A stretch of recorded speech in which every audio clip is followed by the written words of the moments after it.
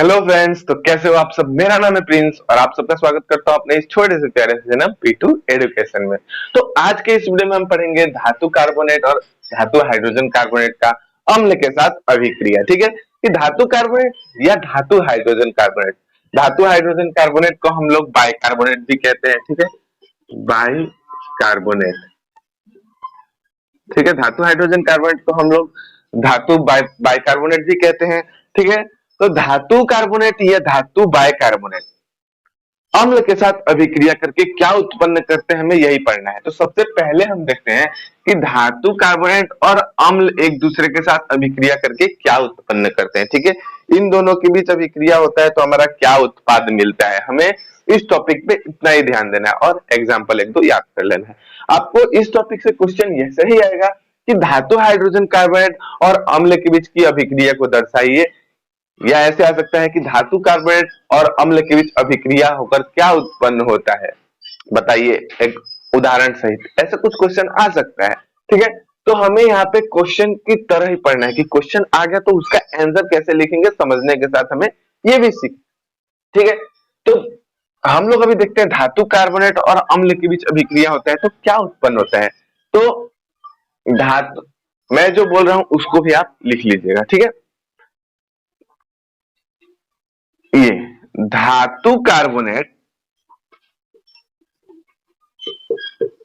धातु कार्बोनेट और धातु कार्बोनेट और अम्ल के बीच अभिक्रिया होता है तो हमारा लवण, जल और कार्बन डाइऑक्साइड उत्पन्न होता है। ठीक है, धातु कार्बोनेट और अम्ल के बीच अभिक्रिया होता है तो हमारा लवण, जल और कार्बन डाइऑक्साइड उत्पन्न होता है। ये हमें याद रखना होगा। ठीक है, यही हमारा रिएक्शन है। ठीक है, यही हमारा अभिक्रिया है धातु कार्बोनेट और अम्ल के बीच का। ठीक है, कि धातु कार्बोनेट और अम्ल एक दूसरे के साथ अभिक्रिया करते हैं तो क्या उत्पन्न करते हैं, तो लवण, जल और कार्बोनेट, सॉरी कार्बन डाइऑक्साइड।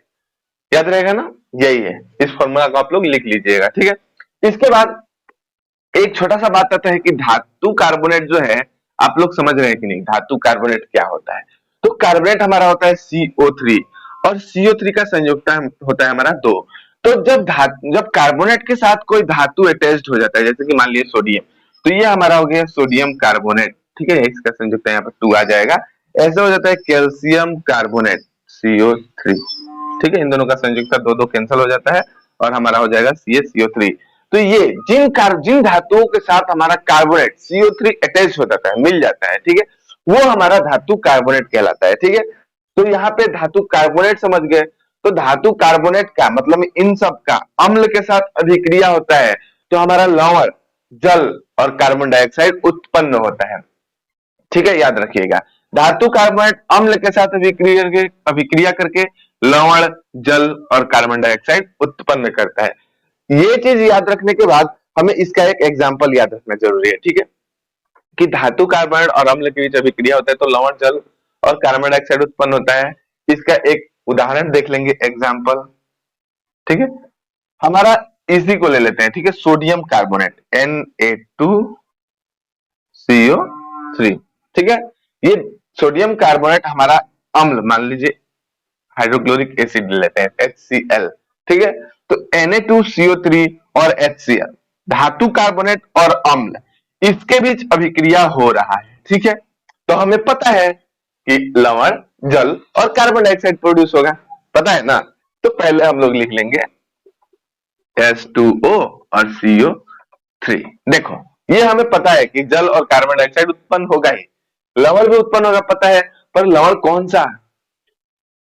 तो देखिए, यहाँ पे हमारा ऑक्सीजन 3 था। ठीक है, O3 था, तो एक ऑक्सीजन यहाँ पे, 2 ऑक्सीजन यहाँ पे, सॉरी एक 2 होगा। हाँ, तो 2 ऑक्सीजन एक 3, ये खत्म हो गया। फिर कार्बन भी चला गया है, कार्बन भी खत्म हो गया। H, हाँ, यहाँ पे HCl। ठीक है, तो ये H2O CO2 ये भी चला गया। ठीक है, तो हमारा क्या बचता है, सोडियम और क्लोराइड। तो ये हमारा प्रोड्यूस होगा सोडियम क्लोराइड। ठीक है, यही हमारा है एक एग्जाम्पल धातु कार्बोनेट और अम्ल के बीच का अभिक्रिया का। ठीक है, इस एग्जाम्पल को भी आप लोग लिख लीजिएगा। और एग्जाम्पल भी देख लेते हैं ना, वो बोलो, चलिए उसे भी देख लेते हैं। दूसरा एग्जांपल हम लोग ले लेते हैं कैल्शियम कार्बोनेट का भी, ठीक है, कैल्शियम कार्बोनेट और HCl ही लेते हैं, ठीक है। तो इसमें भी हमारा पहले तो जल और कार्बन डाइऑक्साइड पता है ना, तो हमारा H खत्म हो गया, O3 खत्म, ये खत्म हो गया, तो ये भी हमारा कैल्शियम क्लोराइड, ठीक है, कैल्शियम क्लोराइड प्रोड्यूस होगा।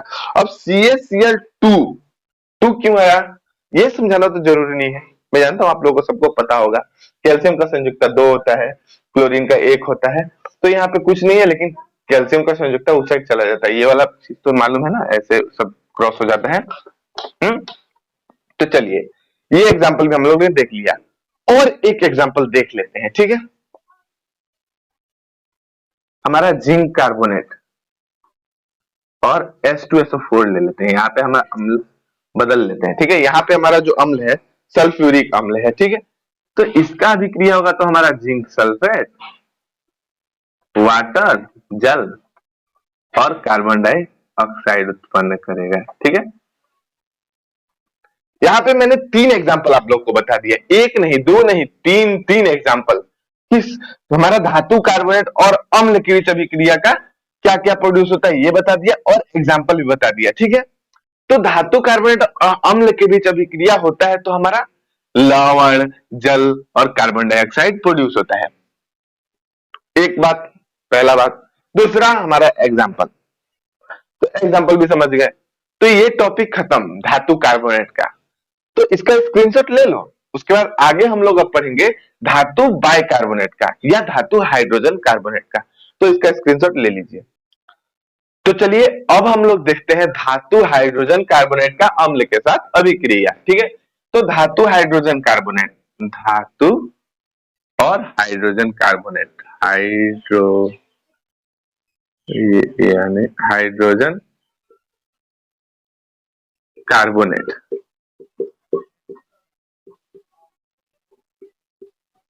धातु हाइड्रोजन कार्बोनेट, ठीक है। धातु हाइड्रोजन कार्बोनेट क्या होता है सबसे पहले ये जानना होगा, ठीक है। धातु हाइड्रोजन कार्बोनेट क्या होता है, ठीक है, हम लोग यहाँ पे पढ़ने जा रहे हैं धातु हाइड्रोजन कार्बोनेट और अम्ल के बीच अभिक्रिया, ठीक। तो धातु हाइड्रोजन कार्बोनेट क्या होता है पहले ये तो जानना जरूरी होगा, है कि नहीं। तो धातु हाइड्रोजन कार्बोनेट क्या होता है, क्या होता है, क्या होता है, हाइड्रोजन कार्बोनेट जो है हमारा वो HCO3 ऐसे लिखते हैं, ठीक है, इसका संयुक्ता होता है हमारा 1, ठीक है, ये है हमारा हाइड्रोजन कार्बोनेट, और बस इसके आगे हम लोग कोई एक धातु लगा दिए Na, तो हो गया हमारा धातु कार्बोनेट, सॉरी धातु hydrogen carbonate, sodium hydrogen carbonate. ऐसे ही हमारा यहाँ पे कैल्शियम और HCO3 है, इसका संयुक्ता 1, कैल्शियम का संयुक्ता 2, ये ऐसे ऐसे हो गया, तो यहाँ पे हमारा कैल्शियम HCO3 2, ये हो गया हमारा कैल्शियम हाइड्रोजन कार्बोनेट। तो ये हमारा हाइड्रोजन कार्बोनेट का एग्जांपल्स हो गए, ठीक है। तो आप लोगों को पता हो गया कि हाइड्रोजन कार्बोनेट क्या होता है, धातु हाइड्रोजन कार्बोनेट क्या होता है, ठीक है। तो चलिए अब देखते हैं कि धातु हाइड्रोजन कार्बोनेट और अम्ल के बीच अभिक्रिया होता है तो क्या उत्पन्न होता है, ठीक है। धातु हाइड्रोजन कार्बोनेट और अम्ल के बीच अभिक्रिया, ठीक है, धातु हाइड्रोजन कार्बोनेट और अम्ल के बीच अभिक्रिया होता है तो क्या उत्पन्न होता है, ठीक है। तो धातु हाइड्रोजन कार्बोनेट हो या धातु कार्बोनेट हो, ठीक है, धातु हाइड्रोजन कार्बोनेट हो या धातु कार्बोनेट हो, दोनों का उत्पाद हमारा सेम होता है, क्या, तो हम लोग देखे थे लवण, जल और carbon dioxide, same product, same उत्पाद, हमारा कुछ चेंज नहीं होगा, ठीक है, लवण, जल और कार्बन डाइऑक्साइड। धातु हाइड्रोजन कार्बोनेट अम्ल के साथ मिलकर सॉरी फिर से बोल देता हूं, धातु हाइड्रोजन कार्बोनेट अम्ल के साथ मिलकर लवण, जल और कार्बन डाइऑक्साइड प्रोड्यूस करता है, ठीक है। इंग्लिश हिंदी दोनों निकल जाता है, शुद्ध हिंदी में लिखे तो धातु हाइड्रोजन कार्बोनेट अम्ल के साथ अभिक्रिया करके लवण, जल और कार्बन डाइऑक्साइड उत्पन्न करता है। उसके बाद नीचे आप लोग ये फॉर्मूला लिख दीजिएगा, जो फॉर्मूला आपको मैं यहाँ बताया हूँ। क्वेश्चन आ गया आपको कि धातु हाइड्रोजन कार्बोनेट अम्ल के साथ मिलकर क्या उत्पन्न करता है, अभिक्रिया दर्शाइए या उदाहरण सहित दर्शाइए, ऐसे कुछ आ सकता है।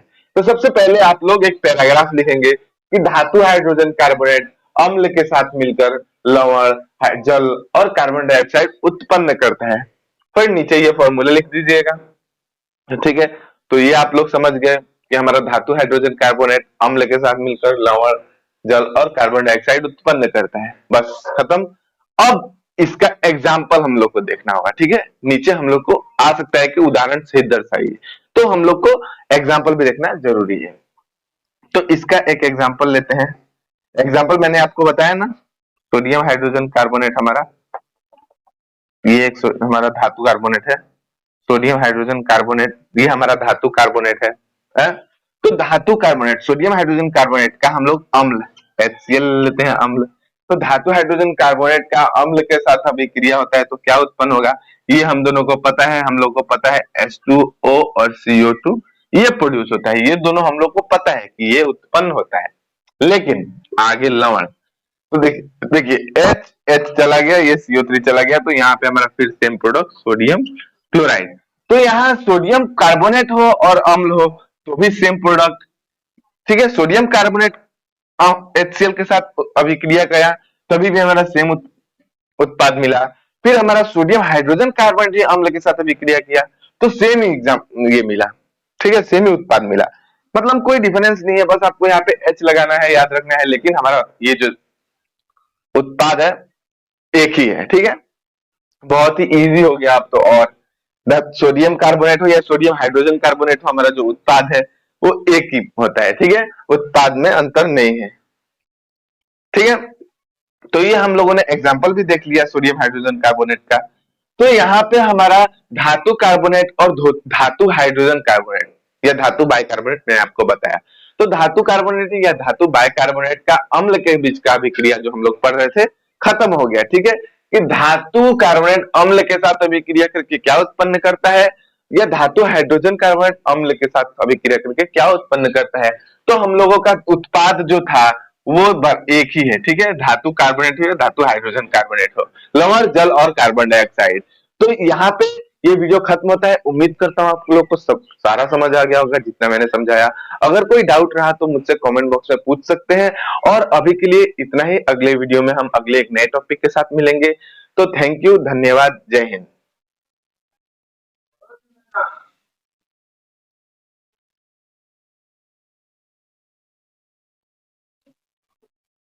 अरे मैंने सब्सक्राइब करना तो बोलना भूल ही गया, थैंक यू बोल के जा रहा हूँ।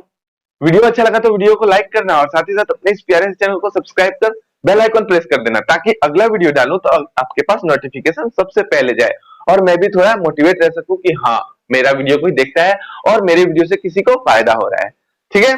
तो सब्सक्राइब करना और लाइक करना बिल्कुल नहीं भूलना, और साथ ही अपने साथ फ्रेंड्स के साथ शेयर करना इस वीडियो को। तो थैंक यू।